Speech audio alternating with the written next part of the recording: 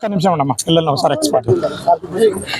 ఈ రాష్ట్రంలో పరిస్థితి ఏ రకంగా ఉందంటే, గౌరవ మాజీ ముఖ్యమంత్రి వర్యులు వైఎస్ జగన్మోహన్ రెడ్డి గారి హయాంలో పరిపాలన 3 పువ్వులు 6 కాయల్లాగా ఉంటే, ఈరోజు చంద్రబాబు నాయుడు గారి హయాంలో 3 రేపులు 6 మర్డర్లు అన్నట్లు పరిపాలన కొనసాగుతూ ఉంది.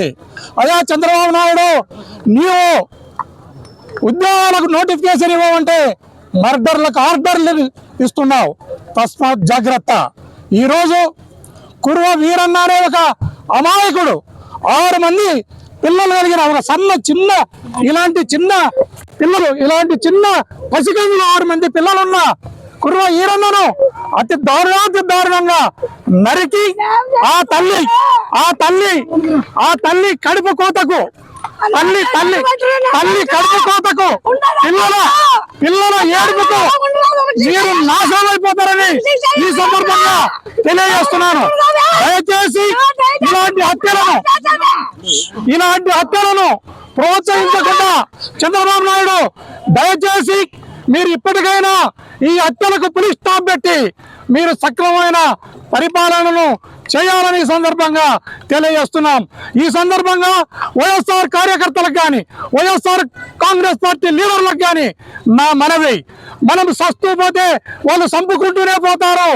మనము అవసరమైతే మన ఆత్మరక్షణ కోసం రాయో రప్పనో కట్టెనో ఏదో ఒకటి మనకు దొరికినది చేతికి దొరికిన దానితో మన ఆత్మరక్షణ కోసం అవతల వాళ్ళని చంపడానికి కూడా మనం సిద్ధపడాల్సిన అవసరం ఎంతైనా ఉందని మన వైఎస్ఆర్ కాంగ్రెస్ పార్టీ లీడర్లకు కానీ కార్యకర్తలకు కానీ ఈ సందర్భంగా తెలియజేస్తున్నాం.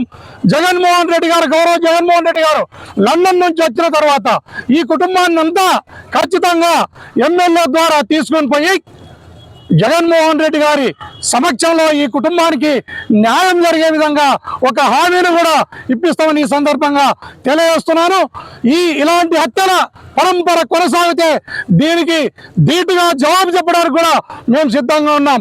ఇక్కడ ఎవరైతే ఇన్ఛార్జిగా ఉన్నారో గిరి మల్లేష్ గౌడ, అతని ఆధ్వర్యంలోనే అతని ఇన్స్ట్రక్షన్స్ మేరకే ఈ హత్య జరిగిందని ప్రజలు భావిస్తున్నారు, అనుకుంటున్నారు. అయ్యా, నీకు కూడా ఇన్ఛార్జిగా ఉన్న తండ్రికి కొడుకుకు హెచ్చరిక, ఇలాంటి మర్డర్లు మరి పునరావృతం అయితే ఖచ్చితంగా కంటికి కన్ను పంటికి పన్ను అన్న నిదానంతో వైఎస్ఆర్ కాంగ్రెస్ పార్టీ కూడా ముందుకు పోతుందని ఈ సందర్భంగా తెలియజేస్తున్నాను.